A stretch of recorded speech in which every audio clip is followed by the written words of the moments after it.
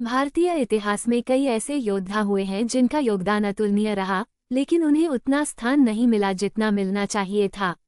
ऐसे ही एक वीर थे बप्पा रावल, जिन्हें मेवाड़ की नींव रखने वाला शासक माना जाता है।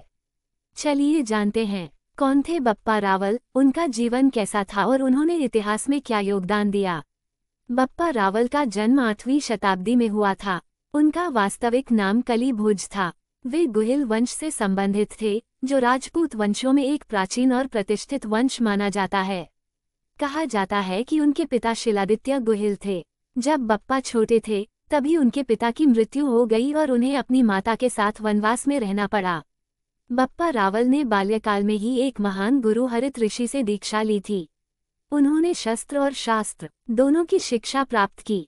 कई कहानियों के अनुसार उन्होंने शिव की घोर तपस्या की और एक रहस्यमय स्रोत से शस्त्र और शक्ति प्राप्त की थी।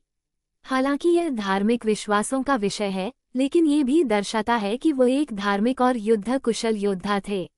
बप्पा रावल ने उस समय अपनी वीरता दिखाई जब अरब आक्रमणकारी सिंध और पश्चिमी भारत में तेजी से फैल रहे थे।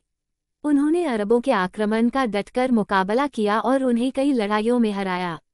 कहा जाता है कि उन्होंने 8वीं शताब्दी में नागभट्ट प्रथम और अन्य हिंदू राजाओं के साथ मिलकर अरबों के खिलाफ एक मजबूत मोर्चा बनाया। उनकी सेना इतनी शक्तिशाली मानी जाती थी कि उन्होंने कई बार पश्चिमी भारत की रक्षा की।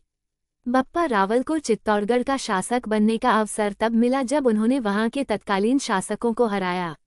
उन्होंने मेवाड़ राज्य की नींव रखी और चित्तौड़ को उसकी राजधानी बनाया।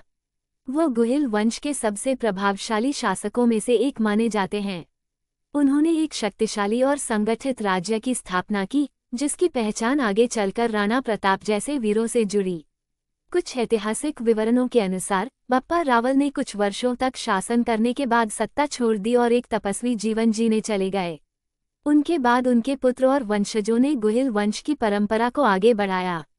बप्पा रावल को आज भी राजपूतों के आद्य पुरुष के रूप में याद किया जाता है। बप्पा रावल केवल एक योद्धा नहीं थे, वे एक कुशल प्रशासक, धार्मिक व्यक्ति और दूरदर्शी शासक थे। उन्होंने न केवल एक राज्य की नींव रखी, बल्कि विदेशी आक्रमणों के खिलाफ भारतीय राज्यों को एकजुट करने का प्रयास भी किया। इतिहास ने बप्पा रावल को बहुत अधिक प्रचार नहीं दिया, लेकिन उनके योगदान को नजरअंदाज नहीं किया जा सकता। आज जब हम मेवाड़, चित्तौड़ और राजपूती परंपरा की बात करते हैं, तो उसकी शुरुआत बप्पा रावल से ही होती है। वो न सिर्फ मेवाड़ के निर्माता थे, बल्कि भारतीय आत्मसम्मान के प्रतीक भी। अगर आपको यह वीडियो जानकारीपूर्ण लगा हो तो इसे लाइक और शेयर करें। ऐसे ही ऐतिहासिक योद्धाओं की कहानियों के लिए चैनल को सब्सक्राइब करना न भूलें।